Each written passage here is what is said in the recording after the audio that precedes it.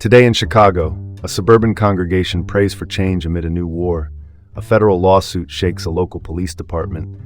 Congress presses BP over a refinery lockout. Illinois basketball returns to the Final Four, and Niles' free bus is back on the road. This is the City Report with Dean Bark in Chicago. Let's open with the big one. At Kameh Molaghat Church in Addison, just west of the city, an Iranian Christian congregation says worshippers are praying for regime change in Iran as a U.S. and Israeli-led war there, which began February 28th, continues. Many in the pews support the military push, hoping it topples the Islamic Republic and clears a path for free worship after decades of persecution.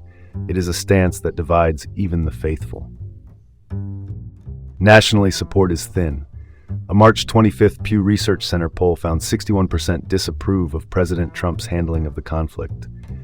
Pope Leo XIV, the head of the Roman Catholic Church, and other Christian leaders have urged de-escalation and peace. Locally, the church's pastor remains confident the Trump administration can deliver change.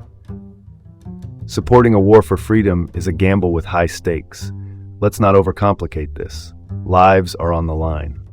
Moving on, Adam Curry, a 47-year-old Chesterton resident, has filed a federal lawsuit against the Winfield Police Department in northwest Indiana, saying officers beat him unconscious during a June 9, 2024 traffic stop for speeding. He later pleaded guilty to operating while intoxicated after initially facing multiple charges, but the complaint focuses on force used during the arrest. Filed March 23rd in the U.S. District Court in Hammond, the case names the town of Winfield and 4 Winfield officers, Paul Shane, George Dickerson, Christopher Wilson, and Detective Corporal Jordan Billups Taylor. Police narratives describe Curry as uncooperative and aggressive. Curry alleges excessive force, including being handcuffed, struck, and losing consciousness. One disputed detail: officers say he imitated a seizure. He says he was in distress. Any body camera footage, if available, and the department's internal investigation will be pivotal. This lawsuit could be a tipping point for accountability in police practices. Let's cut to the chase. Transparency will tell the story. Let's pivot to the next story. U.S. Representative Frank Mavon of Northwest Indiana and U.S. Representative Nikki Budzinski of Illinois have asked BP CEO Meg O'Neill to end the lockout of more than 800 workers at the BP Whiting refinery, the Midwest's largest plant on Lake Michigan. The lockout began March 19th after contract talks with United Steelworkers Local 7-1, the refinery workers' union, stalled. Local and state officials, including Indiana Governor Mike Braun, warn of safety and economic risks during the standoff. BP says it is negotiating in good faith and has trained replacement workers to keep operations stable. The stakes are regional fuel supply, plant safety, and hundreds of paychecks. Workers' safety and fair wages should never be compromised for corporate interests.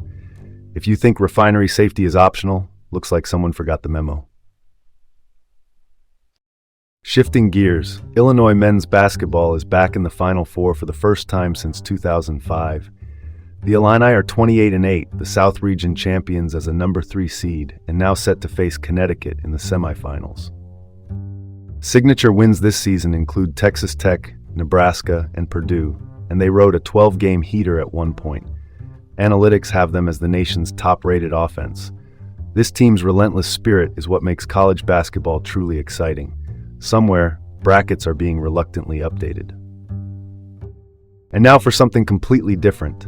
The village of Niles, on the northwest edge of Chicago, has restored its free bus service after an 8-month hiatus tied to an insurance dispute with Pace, the suburban bus agency. The system first launched in 1972 and is a lifeline for many. Relaunched April 1st with smaller 14-passenger ADA-compliant shuttles, the service targets seniors, workers, and residents with disabilities. A March advisory referendum showed overwhelming voter support. Routes connect shopping, clinics, and civic buildings. For many, it is the difference between isolation and independence. Accessible public transport is a cornerstone of community well-being. Free ride, priceless impact. This is Dean Bark signing off from the City Report with Dean Bark in Chicago. Have a great day, and tune in tomorrow for more updates.